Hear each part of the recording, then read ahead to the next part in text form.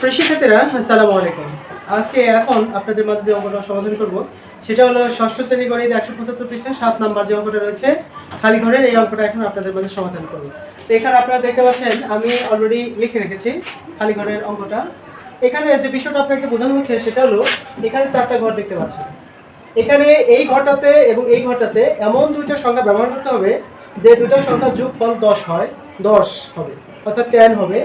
আবার এখানে এমন দুটো সংখ্যা ব্যবহার করতে হবে যেটা এইটা থেকে এটা বিয়োগ করলে যেন 12 হয়।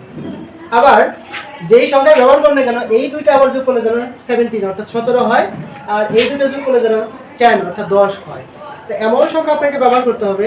তো আমরা স্বাভাবিকভাবে এই দিকে মিলাতে পারি, যেমন ধরেন এখানে 5, এখানে যদি 5 দেই, 5 5 কত হয় 10। এখানে ধরেন হলো 14 থেকে যদি 2 বিয়োগ করি তাহলে 12 হয়। কিন্তু এখানে যে 5 আর 14 বসালাম, 5 আর 14 যোগ করলে কি 17 হবে?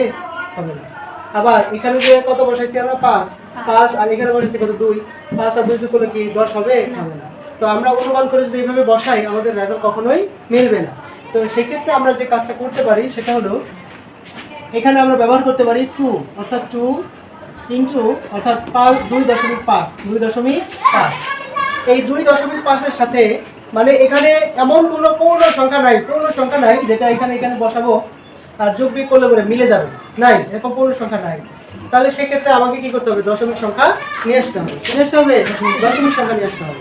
তো আমি যদি এখানে 2.5 বসাই, এই 2.5 এর সাথে 7.5 যদি যোগ করি তাহলে আমার কত হবে? 10 হবে। এখানে রেজাল্ট কত হবে? 10। যেহেতু পূর্ণ সংখ্যা দিয়ে আমরা এই রেজাল্টটা মিলাতে পারবো না, তাহলে আমাকে দশমিক সংখ্যা নিয়ে আসতে হবে।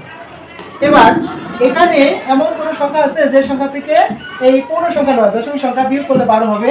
সেটা যদি আমি বসাই তাহলে আমি এখানে বসাতে পারি 14 কত 14.5 এখান থেকে যদি আমি এখানে 2.5 বসাই, 2.5 বসাইলে তাহলে হবে কত? 14.5 থেকে 2.5 বিয়োগ করলে হয় কত? 12। কত হয়? 12। আবার 7.5 আর 2.5 যোগ করলে হবে কত? 10। কত হবে? 10। আমরা কি বুঝতে পেরেছি সবাই? আচ্ছা, এখানে একটা বিষয় লক্ষ্য করেন, এই 2.5 আর এই 2.5 দুটো কিন্তু মিলে গেছে। দুটো কি মিলে গেছে, মানে বিপরীত হয়ে গেছে। বুঝতে পেরেছেন? এবার পরীক্ষা যাব। এখন এখানে এমন সংখ্যা বসাবেন যেটার সাথে এটা যোগ করলে 15 হবে। এখানে এমন সংখ্যা বসাবেন যেটার সাথে এই সংখ্যা যোগ করলে কত হবে? 15 হবে। বা এই দুটো যোগ করলে হবে 12, আর এইটা থেকে এটা বিয়োগ করলে কত হবে? 2। কত হবে? 2।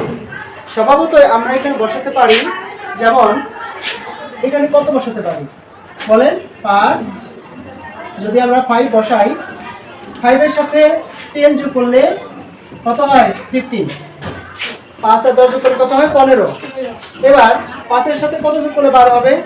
7। এখানে আমরা 7 বসাবো। এবার 7 এর সাথে কত যোগ করলে 15 হবে? 8। কত? 8। এখানে 8। এবার 10 থেকে যদি 8 মাইনাস করা হয় অর্থাৎ 10 থেকে 8 বিয়োগ করা হয় তাহলে কত থাকে? 2। আবার 5 আর 7 যোগ করলে কত হয়? 12। 5 10 কত? 15।